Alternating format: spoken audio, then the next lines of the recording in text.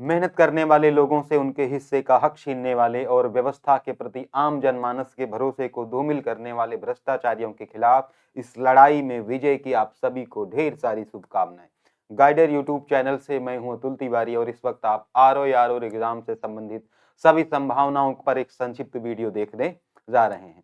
तो अगर आपने आज ही चैनल को देखा है तो चैनल को आज ही सब्सक्राइब कर लें ताकि भविष्य में भी आपको इस तरह की अपडेट्स लगातार मिलती रहें। चलिए साथियों, शुरू करते हैं आज के अपने इस वीडियो को। सबसे पहले पुनः उन सभी को बधाई जो इस संघर्ष में साथ रहे, जिन्होंने न्याय की मांग की, जिनको लगा कि कुछ गलत है, न्याय मांगा जाना चाहिए। वे धरने में, कैंपेनिंग में, समर्थन में रहे और हर एक पल उन्हें उम्मीद रही कि न्याय होगा, हम अपने अधिकार और अपने हक के लिए जरूर लड़ेंगे, निश्चित रूप से विजयी होंगे।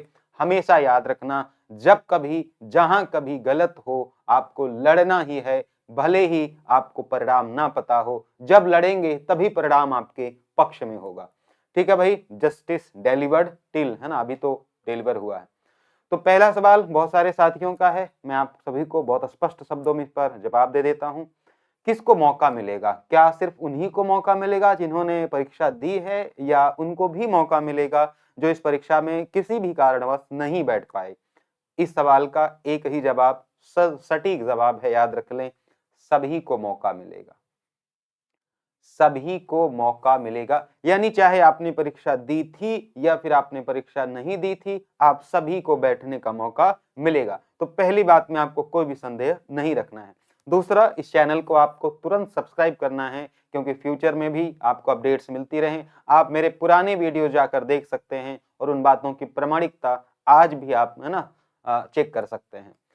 चलिए, दूसरा महत्वपूर्ण सवाल जो आने वाले दिनों में अपने भविष्य के लिए, उन मेहनत करने वाले लोगों के सफल होने के लिए जरूरी है।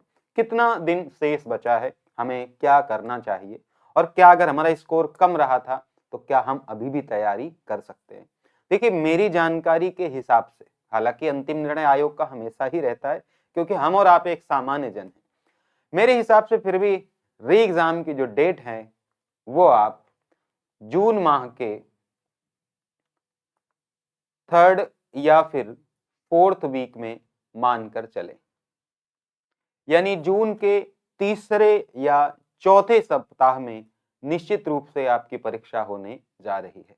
तो इन तारीखों को अगर आप देखें तो भी आपके पास मार्च, अप्रैल, मई, जून, यानी आज से लगभग आपके पास 100 दिन शेष हैं।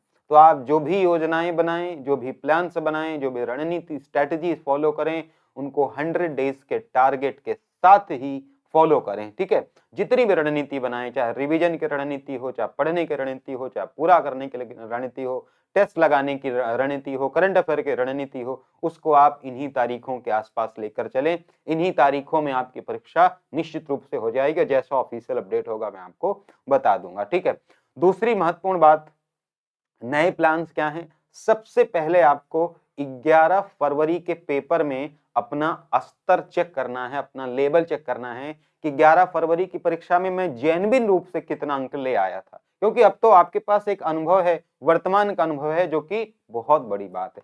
अगर आपके इस परीक्षा में 100+ बने थे, यानी 11 फरवरी वाले पेपर में दोनों को ही मिलाकर, तो आप एक बात याद रखना, यू हैव गोल्डन अपॉर्चुनिटी, आपके पास स्वर्णिम अवसर है कि आने वाली जून में जो परीक्षा है उसमें आप सबसे बेहतर करके जाएं। ये मैं कह रहा हूं, पूरे भरोसे के साथ कह रहा हूं। अगर आपने 11 फरवरी की परीक्षा में 100 अंक भी ले आए हैं तो निश्चित रूप से आप जून में होने वाली परीक्षा में सबसे बेहतर कर सकते हैं, आप टॉपर भी बन सकते हो। लेकिन हाँ, इतना कम से कम होना चाहिए।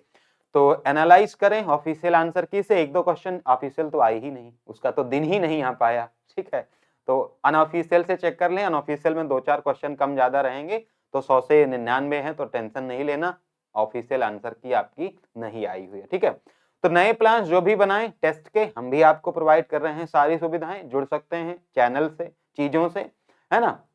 बाकी आपकी जहां से जैसी इच्छा लगे, जहां से लगे कि भविष्य संवारा जा सकता है, वो माध्यम चुना जाना चाहिए।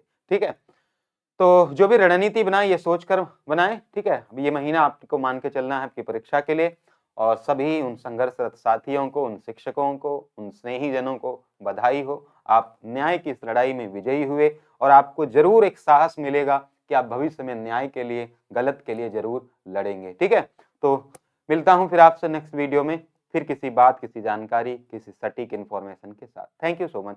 चैनल को जरूर सब्सक्राइब कर लें।